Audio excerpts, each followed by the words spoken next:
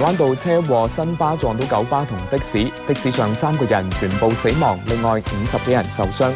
柴灣發生嚴重交通意外，一部新巴沿柴灣道落斜，失控越過對面行車線，撞到一部九巴同一部的士。的士司機同2個乘客被困2個半鐘頭，先至全部救出。3個人最後證實死亡，2部巴士共有56人受傷。有乘客話新巴司機喺出事嗰陣唔舒服。我哋先睇下事發經過。出事嘅2部巴士喺意外之後一齊鏟上行人路，將一部的士壓向鐵絲網，的士司機同2個乘客被困。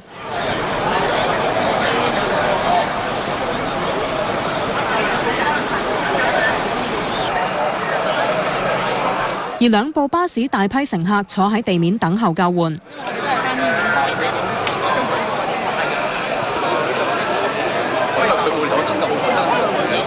現場係柴灣道同亞公岩道交界，上晝11點半出事嘅新巴8號線由杏花邨開出前往灣仔碼頭，沿柴灣道落斜去到亞公岩道路口嘅時候，先撞到2部私家車，再失控越過對面行車線，撞到正係上斜嘅的士同118號九巴線。有新巴乘客話見到司機唔舒服，見到個司機駕駛唔正常啦，個頭惡咗上天啦，咁啊知道唔妥噶啦。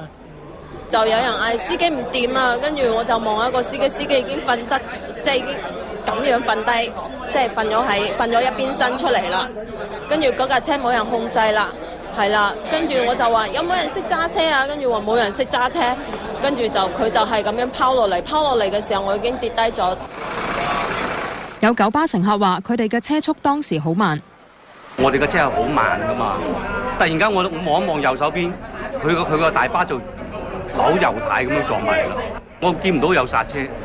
當局出動咗11架消防車、60個消防員同22架救護車到場營救。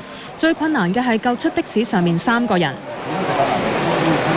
消防出動多種工具去拯救車上面嘅人，直到下晝2點先至將車上面3個人全部救出。3個人最後證實死亡。由於2架巴士嘅制動系統咧鎖住咗，咁就算嗰2架重型嘅拖車嚟到咧，都未能夠將2架巴士拖開嘅。咁所以咧，我哋要再增援多其他嘅拖車嚟到咧，將架巴士稍為吊起離地咧，先至再移後嘅。咁而期間呢，我哋同事咧亦都好努力，繼續喺嗰個殘骸度咧，就用由阿展同埋由阿積咧，就撬開個殘骸咧。咁嗰其餘嘅拖車未嚟到之前呢，已經將嗰啲傷者咧拯救咗出嚟㗎啦。警方話會從多方面調查今次意外。包括有冇車輛咧，就係有呢個機件故障啦。咁第2咧就係有冇人為嘅疏忽。第3咧有冇人干犯咗任何嘅交通罪行。被指身體唔舒服嘅新巴司機57歲，98年入職。據了解，佢係受咗輕傷，正係協助警方調查。新巴工會話，年滿50歲嘅司機每年都要接受身體檢查。出事嘅新巴被移走，清楚睇到的士嘅車頭嚴重變形，車尾就被尾隨嘅九巴壓住，雜物玻璃散滿一地，的士變成一堆廢鐵。出事嘅新巴司機57歲，據了解佢受輕傷，目前清醒，正係協助警方調查。新巴話出事嘅巴士車齡有2年，上個月先通過檢查，而司機就喺98年入職。公司有要求年過50嘅司機每年都要接受身體檢查，確保符合要求。新巴工會話，公司亦都有要求佢哋申報部分嘅長期病患。公司規定㗎嘛，你要50歲又要身體檢查㗎啦。50歲以下，我哋自己都有啲喺出邊檢查嘅。而家公司有個新通告出咗嚟啊！即係如果糖尿病啊，要打胰島素嗰啲咧，要報翻公司嘅。有工會代表亦都話，司機一更8個鐘頭，並且會實行固定嘅更數，唔需要追更。認為司機唔涉及疲勞駕駛。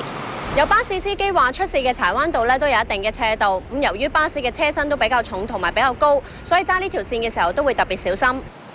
對於今次懷疑司機唔舒服導致意外，有教駕駛巴士嘅教車師傅話，遇到類似嘅情況，有駕駛技術嘅人士評估情況之後，可以協助減慢車速。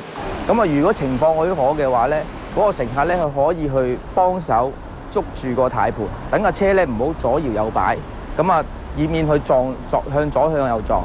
咁啊如果情況許可嘅話咧，諗辦法咧減慢個車速，譬如例如可以將個轆貼近個卸膊，等佢有摩擦，或者咧如果咧有啲巴士咧有個限速波，撳咗限速波，咁啊同埋咧司機位右手邊咧有個手掣嘅，盡量咧分3至5次咧盡量拉慢架車。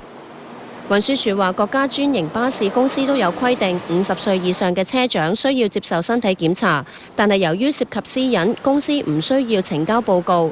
巴士公司亦都有指引，要求身體唔舒服嘅車長唔需要駕駛，保障安全。